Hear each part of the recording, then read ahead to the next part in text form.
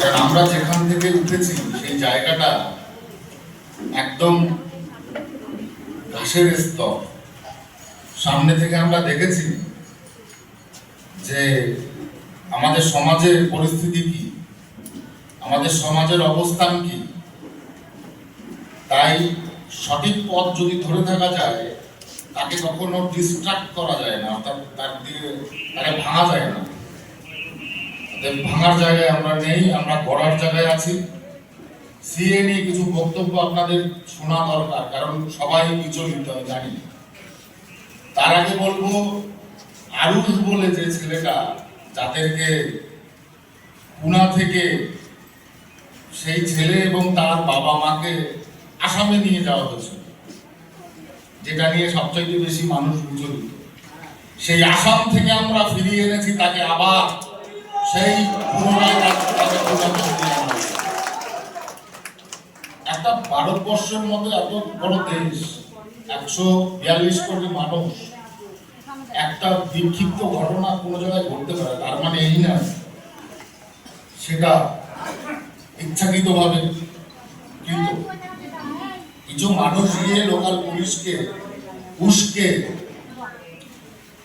তাদের দিয়ে তাদের মাধ্যমে এই জিনিসটা করিয়েছে। কারণ সব পরিবারে বলবো না, সব সমাজে ডিভিশনের বাস থাকে, আর এই ডিভিশনদের কর্মই হচ্ছে এটা।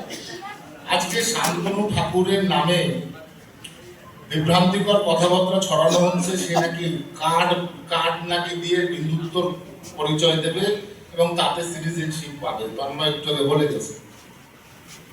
মতো মহাসংঘের সদস্য কার্ড কবে থেকে হয় এখানে আমার চাইতে, আমি তখন অনেক ছোট, আমার সভাপতি রয়েছে, আমার অনাদি বিশ্বাস রয়েছে কার্যকারী সভাপতি, তারা তো জানে মতো মহাসংঘের সদস্য কার্ড অবশ্যই সেই সময় থেকে হয়ে আসছে, সেই প্রথম দিন। তা আমি আমার সংগঠনে কয়জনকে সদস্য বানাবো, তাকে মানুষের কাছে জনে শুনে নিতে হবে না? হ্যাঁ, কজন সংগঠনের সদস্যকে মানুষের কাছে জনে শুনে বেড়াবো? কিছু অপপ্রচার হচ্ছে, যে অপপ্রচারে আপনারা কান দেবেন না, কান দিলেই সমস্যা।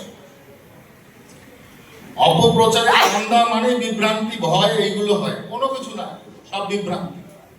আমরা কি বলেছি যে 2014 সালের 31শে ডিসেম্বর তার সেই ডেট অবধি যারা ভারতে এসেছে, আইনের তো একটা লিমিট থাকবে নাকি? আইন কখনো ইনফিনিটি অফুরন্ত হতে পারে? কোন জায়গায় দেখেছেন? অশিক্ষিত আর মূর্খ যেগুলো, তাদেরই কাজ এটা।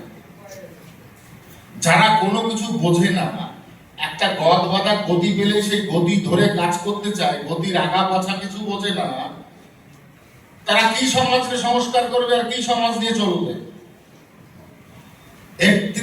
2014 সালের 31শে ডিসেম্বর হচ্ছে একটা কাট অফ ডেট। যে কোনো আইনের কাট অফ ডেট না হলে সেটা আইন করা যায় না।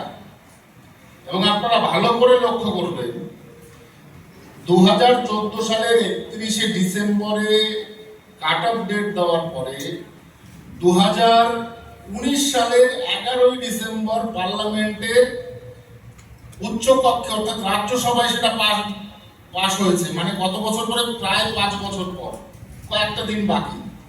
তাহলে ওখানে সংবিধান যেটা তৈরি হয়েছে, আইন, সেই সংবিধানে দেওয়া আছে যে 5 বছর মেয়াদি, 5 বছর অ্যাটলিস্ট ভারতবর্ষে এসে থাকতে হবে, তারপরে নাগরিকত্ব পাবে। তো আপনাদের 5 বছর অলরেডি মেয়াদ দিয়েই আইনটা পাস হয়েছে। কিন্তু ভালো করে বুঝবেন, 5 বছর মেয়াদ টাইম দেওয়ার পরে 14 সাল আর 2019, 14, 15, 16, 17, 18, 19, 5 বছর টাইম দেওয়ার পরে পাস করেছে, যাতে কারোর আর এক্সট্রা বসে টাইম না নেওয়া লাগে, সবাই যাতে অ্যাপ্লিকেশন করতে পারে তাড়াতাড়ি। তাই তো? এটা সহজ উপায়। কতগুলো গন্ডমূর্খ, এন্টি সোশ্যাল, ঠিক আছে, ড্রাগ স্মাগলার, সেইগুলো এসে ঠাকুর বাড়িতে যদি সভা করে ঠাকুর পরিবারের উদ্দেশ্যে বিভ্রান্তিকর বক্তব্য বলে, আমরা কি সেগুলো মেনে নিতে পারি? হ্যাঁ, এরা নিজেদের টিকিট পাবে সেই আশা এসে ঠাকুর বাড়ির উদ্দেশ্যে তারা উল্টো পাল্টা বলছে। কেউ তার ড্রাগ স্মাগলিং কোনো সাংসদরে ধরে মজবুত করবে তার জন্য সে এসে সেখানে রাজজোয়ারি দেখাচ্ছে। এটা পরিষ্কার ভাষা, একটারও ছেড়ে দেব না, একটাকেও ছেড়ে দেব না।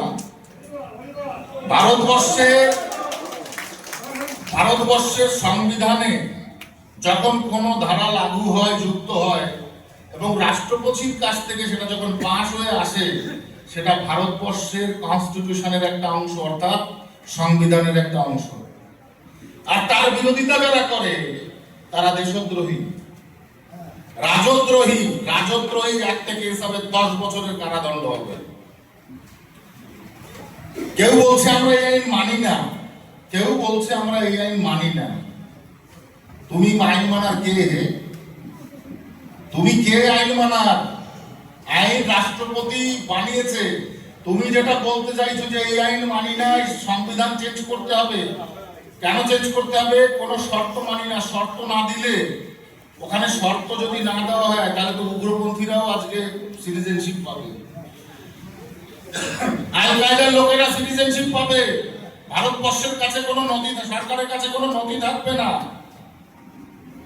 নথি থাকবে না যে কোন লোকটা সিটিজেনশিপ অ্যাপ্লাই করলে কি আদৌ আল কায়দার লোক, উগ্রপন্থীর লোক, নাকি কোন বিরোধী একটা কঠোর মৌলবাদ মানে গোষ্ঠীর লোক। তাহলে সেই মৌলবাদ গোষ্ঠীকে পানা দেওয়ার জন্য, প্রশ্রয় দেওয়ার জন্য ভারতবর্ষের সংবিধানে দেশদ্রোহী হিসেবে তার সাজা হওয়া উচিত, দেশদ্রোহী হিসেবে সাজা হওয়া উচিত। কারণ সে উগ্রপন্থীবাদকে ভারতবর্ষে প্রশ্রয় দেওয়ার কথা বলছে।